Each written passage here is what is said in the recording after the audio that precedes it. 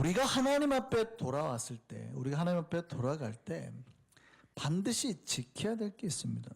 우리가 하나님 앞에 돌아왔다는 증거, 우리가 하나님의 백성이다는 증거, 내가 하나님 백성됨의 표현, 내가 예수 그리스도를 믿고 있는 게 최고의 증거가 있어요. 그게 뭐냐면 바로 예배입니다. 예배. 내가 하나님의 신자됨, 하나님 앞에 돌아왔다라는 최고의 증거는 예배예요. 여러분, 내가 하나님을 믿습니다, 잘 믿습니다 했는데 매주마다 법당에 가요. 그럼 하나님 잘 믿는 거예요? 내 고백과 달리 그 사람의 신앙은 의심해 볼 만한 거라는 거죠. 정반대입니다. 나는 불자다, 아무리 불자다 했는데 주일만 되면 교회 나가고 싶어요. 예배드리고 싶은 거예요. 그러면 그 사람의 입으로는 불자라고 했을지 모르지만 실제 그 안에는 예수가 역사하고 있을 확률이 높단 말이죠. 그러니까 우리의 신자됨의 증거, 우리가 하나님 백성됨의 증거, 내가 하나님 앞에 돌아왔다라고 하는 최고의 증거는 예배란 말이죠. 예배를 드리지 않는 사람은 신자가 아닙니다. 내가 신자라고 아무리 말을 해도, 그래서 예배를 드리지 않으면 신자가 아니에요. 우리 모두 하나님 앞에 예배를 바로 드리는 신자 되기를 소망합니다. 미국 39대 대통령이 지미 카터 대통령입니다. 이 지미 카터가 대통령 재임할 때는 인기가 별로 없었어요. 그런데 오히려 퇴임하고 난 다음에 굉장히 인기가 높아졌죠. 2002년 노벨 평화상을 수상했습니다. 지금도 연장 가방을 들고 일하러 나가요. 이 사람이 헤비타트 운동을 주도를 했죠. 헤비타트 운동이 뭐냐면 집 없는 사람한테 집 지어주는 운동을 했어요. 굉장히 인권 운동하는 분이시죠. 신앙인들에게도 존경의 대상이 됐습니다. 왜냐하면 이분이 대통령 재임 때나 언제나 항상 똑같이 일을 5일만 해요. 그리고 주일이면 예배를 하러 간 겁니다. 좋은 대통령인가요? 나쁜 대통령인가요? 일을 하고 주일날만 되면 예배를 하러 간 거예요. 그는 대통령보다 교회 학교 선생님인 게 더 자랑스러웠습니다. 그가 했던 유명한 말이 있죠. 미국 대통령은 부업이고 사이드 잡이에요. 내 본업은 교회 학교 교사입니다. 이렇게 말했어요. 여러분 생각 한번 해보시죠. 교회 학교 교사는 뭐 꼭 그렇지는 않지만 어쩌면 아무나 할 수 있는 일이잖아요. 준비돼야 되고 훈련돼야 되지만 미국에 있는 교회 학교 교사가 얼마나 많겠습니까? 그런데 미국 대통령은 미국 시민권자 중에서도 미국에 태어난 사람 중에서 아주 극소수만 할 수 있는 일이잖아요. 희소성의 가치를 따지면 뭐가 더 희귀해요? 대통령이죠. 뭐가 더 소중할까요? 여러분, 교회학교 교사가 소중할까요? 대통령 일이 소중할까요? 많은 신자들도 어떻게 생각하냐면 대통령 일이 더 소중하다고 생각해요. 내가 대통령이 되면 큰일 하니까 주일 좀 쉬면 되지. 하나님 일 대통령 끝나고 예배드리지. 이렇게 생각한단 말이죠. 이 세상 일이 더 소중한 거예요. 근데 지미 카터는 대통령 일은 부업이에요. 진짜 일은 하나님 앞에 소명받은 이 사명자의 일이었다는 거예요. 그는 예배 지키는 게 더 중요했다는 얘기죠. 대통령 일 하는 것보다. 그는 하나님의 일, 이 땅 일보다 더 소중히 여긴 사람입니다. 그는 대통령 일보다 예배가 삶의 최우선이었어요. 이게 진짜 신자의 모습이라고요. 하나님 앞에 돌아와 있는 사람은 뭐를 제일 소중히 여겨요? 예배를 제일 소중히 여겨요.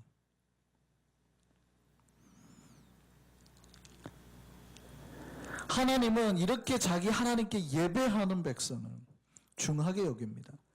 그리고 그들을 높이십니다. 복 주십니다. 예배 없이 믿음의 증명이 어려워요. 복 받을 수 없어요. 하나님 앞에 돌아온 증거가 예배거든요. 우리 모두 하나님 앞에 참 예배로 나오는 우리가 되기를 소망합니다. 이 신자다움의 최고의 모습이에요. 하나님 앞에 서 있는 모습을 보여주는 것.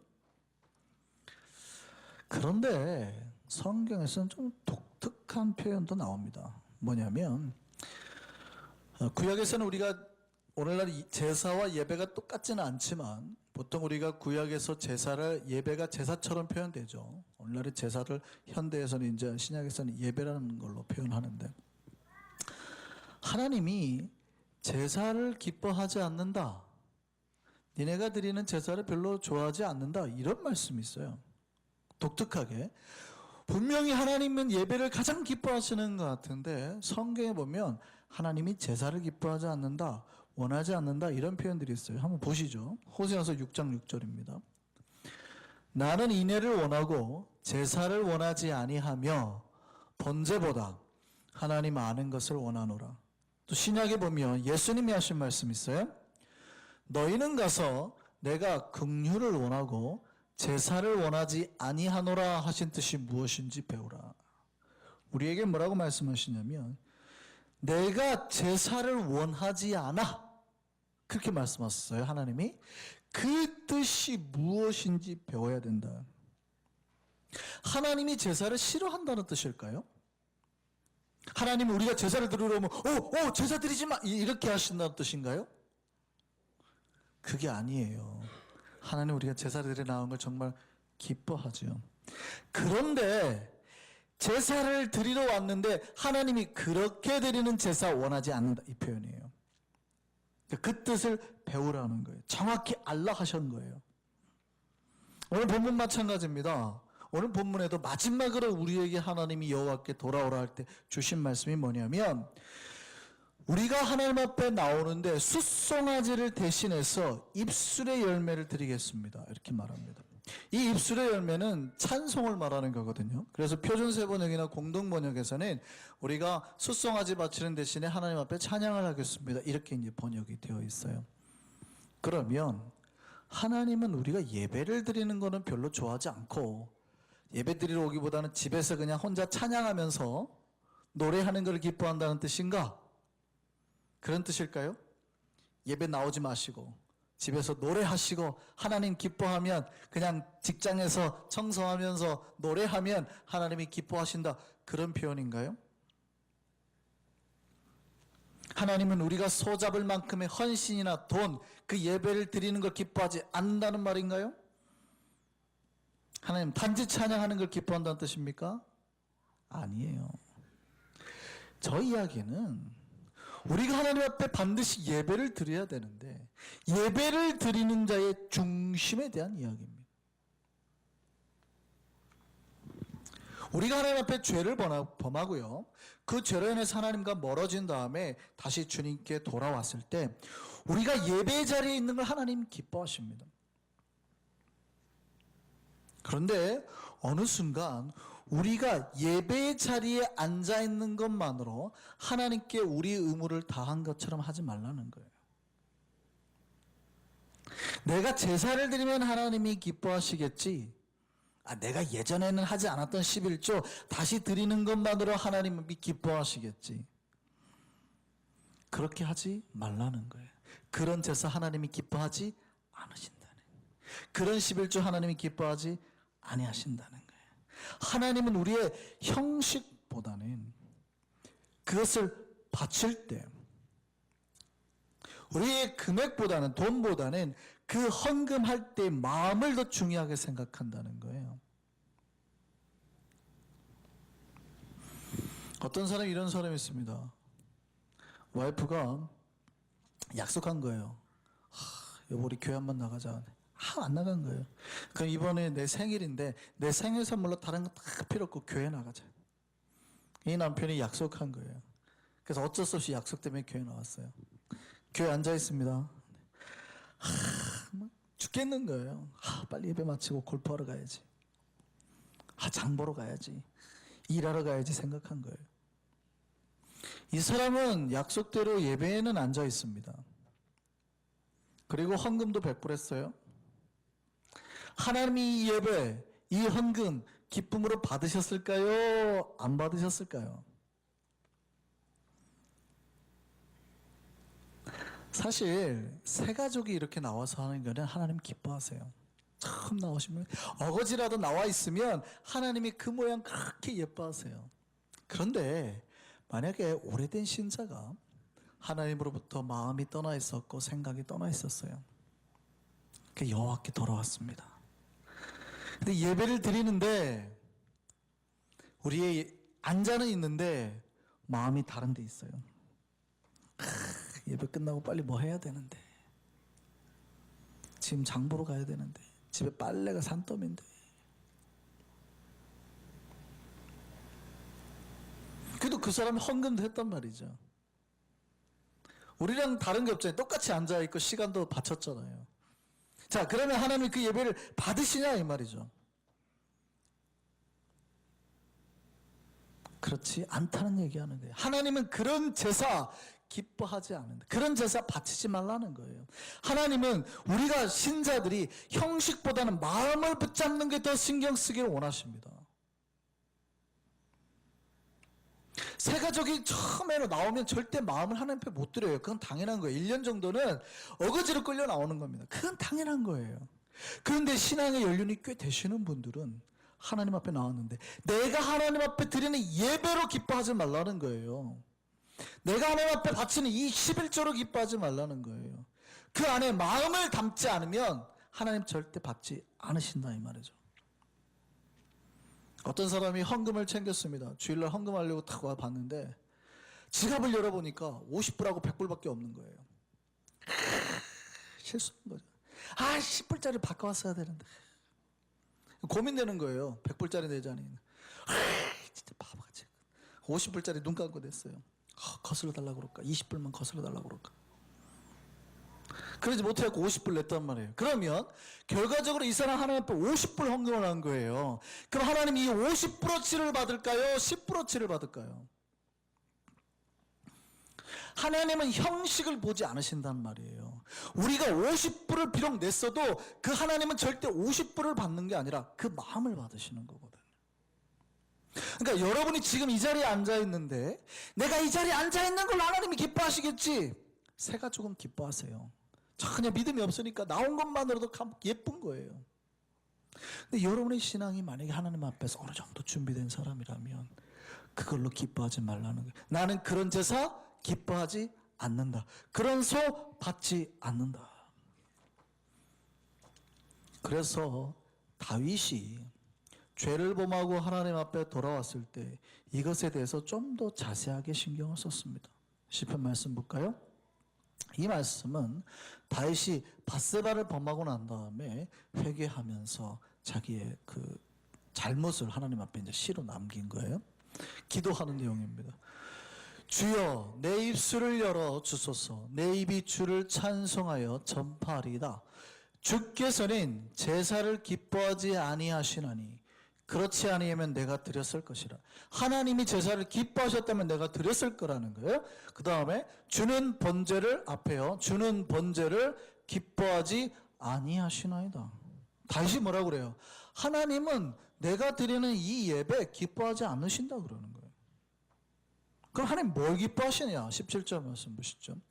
하나님께서 구하시는 제사는 상한 심령이라. 하나님이여 상하고 통회하는 마음을 주께서 멸시하지 아니하시리이다. 다시 그렇게 고백합니다. 하나님 번제를 기뻐하지 않으신다.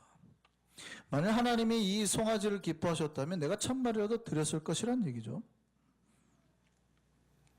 근데 사실은 이 표현은 오늘날의 우리와는 조금 동떨어진 표현입니다. 무슨 얘기냐면 제가 예전에 그런 말씀 드렸어요. 여러분 돈이 있는 곳에는 마음이 있다 그랬죠. 여러분 돈이 가는데 여러분 마음이 안 갈 수가 없어요. 돈 가는 데는 거의 마음이 갑니다. 여러분이 매주 하나님 앞에 제사를 드려야 돼요. 그러니까 예배를 드리러 나오는데 소를 한 마리씩 끌고 나와야 돼. 그 중에 최고 최상품 소. 흠 없고 완전한 소를 끌고 나와서 번제를 드려야 하나님이 받으신다 그러면 여기에서 매주 소 끌고 나오실 분이 있을까요? 엄청 부담되겠죠. 구약처럼 한다 그러면 엄청 부담될 거 아니에요. 그러면 그 소를 준비하기 위해서 여러분 막 마음이 갈등되지 않을까요? 근데 소값이 예를 들어서 5,000불이라고 생각해 보세요. 하나님 앞에 나올 때마다 여러분이 5,000불을 들고 나와야 돼요. 부담이 커요, 안 커요? 크죠. 구약의 제사는 그런 거예요. 하나님 앞에 매일 번제를 드렸다 그러면 소 한 마리씩을 바쳐야 되는데 여러분 5,000불씩 매일 내야 돼. 얼마나 부담이 되겠어요. 근데 그 당연히 하나님 사랑하는 마음 없이는 그 소를 못 드리는 거죠. 여러분 당연히 하나님 사랑하는 마음 없이는 소를 못 드려요. 그런데 여러분 예를 들은 거예요. 이제 빌 게이츠가 지금 지구에서 제일 부자죠. 이 빌 게이츠가 하나님을 믿겠다고 했어요. 하나님을 예수를 믿겠다고 해서 한 말이 그동안에 내가 지었던 모든 죄를 씻는데 소 1,000마리면 돼? 그러면 그 소 1,000마리 값을 50만 불 던져간 겁니다. 50만 불이 작아요, 커요? 엄청 크죠. 근데 50만 불 탁 던져가면서 한다는 말이 나는 이제 더 이상 죄가 없다. 하나님부터 용서 다 받았다. 그리고 구원 받았다. 그렇게 다닌다 그러면 여러분 뭐라고 생각하겠어요? 참 어이없는 소리 하네. 자기가 저렇게 돈 냈다고 하나님이 용서해 주시나? 자기가 구원 받았나? 할 거예요, 안 할 거예요?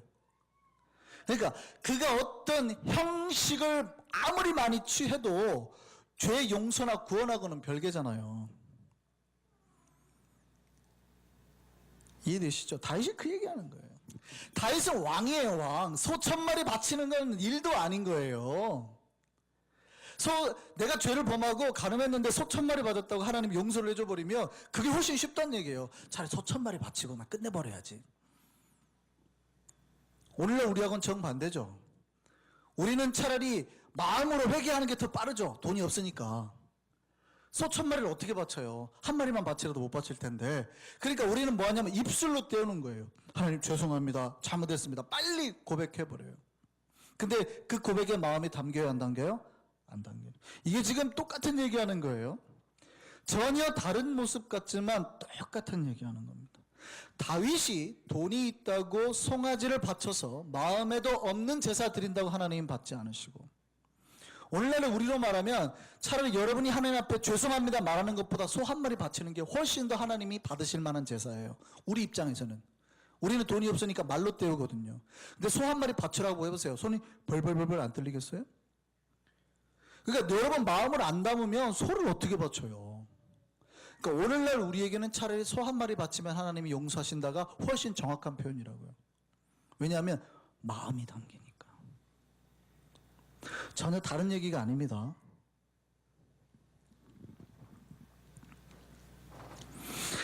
하나님이 요구하시는 것은 형식이 아니더라는 거예요. 우리가 고백을 하고 하나님 앞에 죄를 고백하고 이렇게 했던 형식이 아니라 그 여러분이 아까 죄사함의 기도를 할 때 진짜 마음을 담았느냐? 다윗이 소 1,000마리를 바쳐서 아무리 화려한 제사를 한다 그래도 진짜 그 마음이 안 담으면 하나님 그거 안 받으신다는 거예요.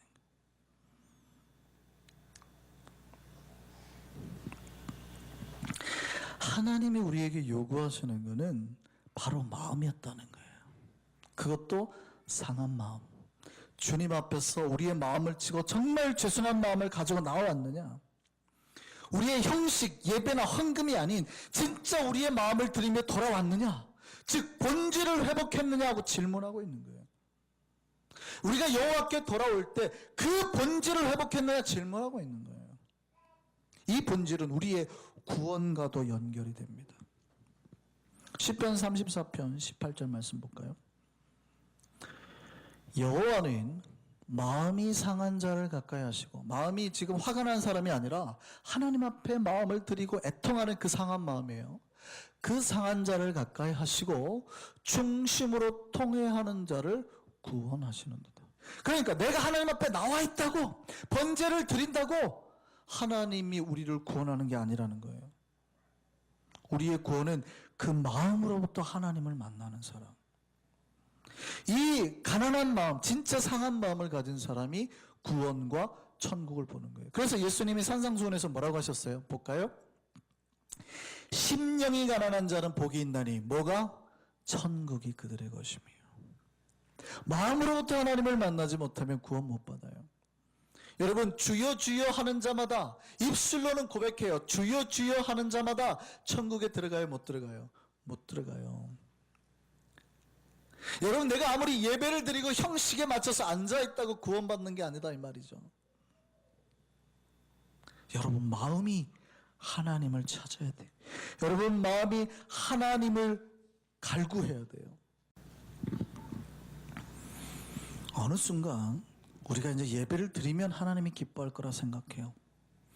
내가 헌금하고 11조 하면 하나님이 감격할 거라고 생각해요. 물론 돈이 있는 곳에 마음이 있다고 말씀드렸죠. 여러분, 돈 쓰는 거 보면 여러분 어디에 마음을 두는지 다 알아요.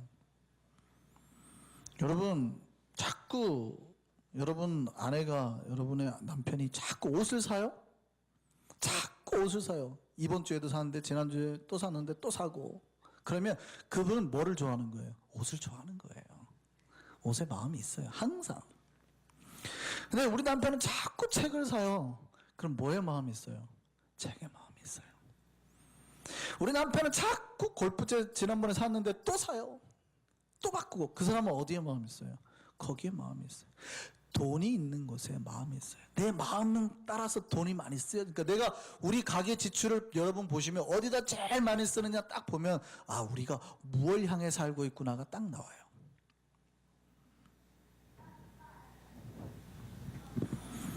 우리가 하나님 앞에 헌금을 합니다. 여러분, 몇백 불 드리려면요, 여러분 일주일 동안 그 마음이 수십 번도 뒤집어집니다. 이걸 바쳐야 돼, 말아야 돼. 이거면 우리 가족 온 식구 이번 주 회식할 수 있는데 이걸 하나님 앞에 헌금해 말어. 11조 이걸 다 해 말어. 이거를 전체를 11조 할까, 순수익을 11조 할까 막. 여러분, 돈이 있으면요 그 마음이 수십 번도 오르락내리락 합니다.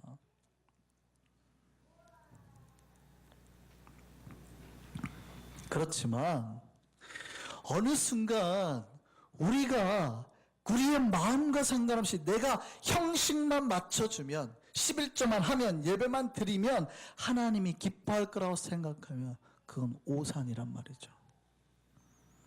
교만한 거란 말이죠. 어느 순간 우리가 신앙생활을 좀 하다 보면 쉽게 와요. 아하, 내가 하나님 앞에 예배 드리면 기뻐하겠지. 하나님 앞에 내가 11조 하면 기뻐하겠지. 여러분, 최근에 한국에 오디션하는 프로그램이 많이 있습니다. 거기에 참여하는 사람들은요 모두 음악 코드나 박자에 철저한 사람들입니다. 근데 그 사람들이 부르면 다 심사위원이 감동받아요? 아니더라고요. 그렇게 노래를 잘하는데도 심사위원이 감동을 못 받아요. 어떤 사람에게 감동을 받냐면, 그 노래 하나를 부르기 위해서 그 가사를 내 걸로 만들어서 부르는 사람. 지난주에 그 오디션 프로그램에 우리 한민이가 너무 좋아해서 보는데, 이 고등학생 여자하고 20살 된, 18살 된 남자애 같아요. 근데 한 번도 이별을 경험이 없는 거죠. 근데 이별 노래를 불러야 되는데 자기네가 경험이 없으니까 일주일 동안 이 친구 둘이 손을 잡고 다니는 거예요.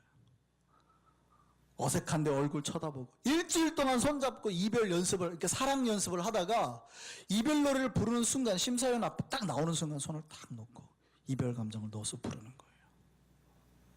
그 노래가요, 한국에서 음원 차트 1위 했습니다. 계속 아마추어들이 부르는 노래인데. 왜 그럴까요? 왜 다른 사람들은 노래를 잘했는데도 전혀 사람들이 반응을 안 하다가 그 두 사람 앞엔 그렇게 모든 대한민국 사람들이 반응을 했을까요? 진짜 같거든요. 감정을 넣으니까, 그 마음을 담으니까. 둘이 진짜 이별하는 것 같대요. 보는데 막 눈물이 나요.